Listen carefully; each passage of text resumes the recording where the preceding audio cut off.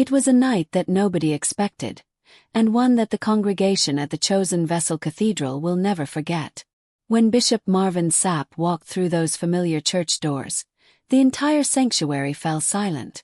You could feel the Spirit move through the room, a divine stillness that spoke louder than words. This wasn't just another visit. This was destiny coming full circle.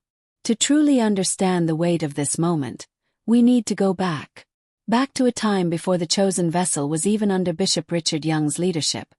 Back when a young Marvin Sapp carried a dream, a calling, and an assignment that would one day change countless lives. Marvin Sapp first rose to fame not as a preacher, but as a voice, the soulful gospel singer who gave us timeless songs like Never Would Have Made It and The Best in Me. But long before the Grammy nominations and global recognition, Marvin was a man of faith with one prayer: God, use me. That prayer led him to Fort Worth, Texas, where he founded the Chosen Vessel Cathedral. It became more than a church. It became a ministry home for thousands. A place where broken hearts were mended, faith was restored, and lives were transformed. 4 years, Bishop Sapp led his flock faithfully. But like all true servants of God, there came a season of transition. The Lord placed it on his heart that it was time to pass the mantle, to prepare the next vessel for leadership. Enter Bishop Richard Young. At first glance, the two men couldn't have been more different. One known for his anointed voice and public ministry, the other known for his quiet strength and spiritual discipline. But God saw what man could not. Bishop Sapp later revealed in interviews that when he first met Richard Young, something in his spirit stirred. He said, "I knew then that this was the man God had chosen. He didn't have to be flashy, he was faithful." And so, after prayer, fasting, and divine confirmation, Bishop Sapp handed over the Chosen Vessel Cathedral to Bishop Young, a decision that would mark the start of a new era. It wasn't an easy moment. Many in the congregation wept. Others wondered why the change was happening. But Sapp stood firm, saying, "This isn't goodbye, it's God's plan unfolding." Years passed. Bishop Young led the church with excellence, integrity, and grace.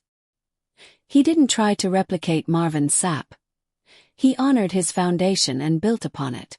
Under his leadership, the Chosen Vessel grew, reaching new souls, expanding its community programs, and continuing the mission of transforming lives through faith. But through it all, the connection between these two men remained. Though miles apart, their hearts were tied through ministry, through the vision God had entrusted to them both. So when word began to spread that Bishop Marvin Sapp was returning to the Chosen Vessel after years away, nobody quite knew what to expect.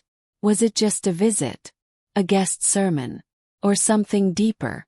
The anticipation built for days. And when he finally arrived, dressed in humility with that same warm smile, something shifted in the atmosphere.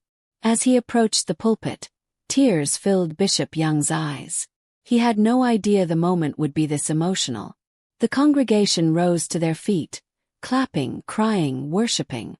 After years apart, the founder and his successor stood side by side again, united in God's purpose. And what happened next would leave everyone in tears. As the worship team played softly in the background, Bishop Marvin Sapp stood at the front of the church, looking out at the faces of people he once pastored, mentored, and loved. You could see it in his eyes. This wasn't just a visit. This was homecoming. He began softly. When God gives you a vision, it's never about you. It's about what comes after you. Every word hit deep. The room was silent except for the quiet sobs of those who felt the weight of his message. Bishop Sapp spoke with humility and gratitude, thanking Bishop Richard Young for carrying the mantle with honor. He said, "I didn't need to come back to correct anything. I came back to celebrate what God has done through you." Bishop Young, overwhelmed, stepped forward and embraced Sapp. The moment was raw, emotional, and deeply spiritual. Both men stood there for a long time, holding each other as the church erupted in praise. It wasn't just a reunion of two leaders. It was a reunion of vision, faith, and divine purpose. Many say it felt as if the heavens opened over the Chosen Vessel Cathedral that night. Members wept openly. Some shouted in worship. Others lifted their hands as if to say, "Lord, thank you for showing us what unity looks like." Bishop Sapp then shared a message that would linger long after the service ended. He reminded everyone that legacy is not about buildings or titles. It's about people. "When I founded this church," he said, "I told God I wanted it to outlive me. And looking around this room tonight, I see that prayer answered." Bishop Young responded with words that left everyone speechless. "You planted the seed, Bishop. I just watered it. But God gave the increase."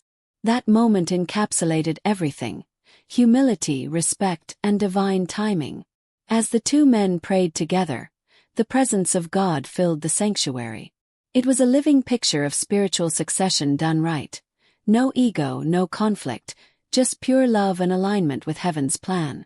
Later, Bishop Sapp posted a brief message on social media. "Tonight reminded me that obedience is better than ambition. What God begins, He always completes."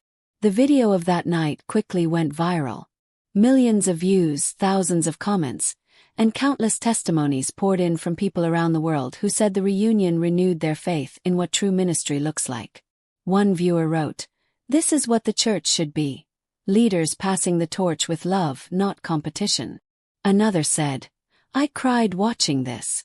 It's proof that God's plan is perfect, even when we don't understand it." In a world so often divided by pride and power, Bishop Marvin Sapp and Bishop Richard Young showed something rare: unity in purpose, humility in leadership, and love without limits. By the end of the service, Bishop Sapp joined the choir in singing a few lines of his most famous song.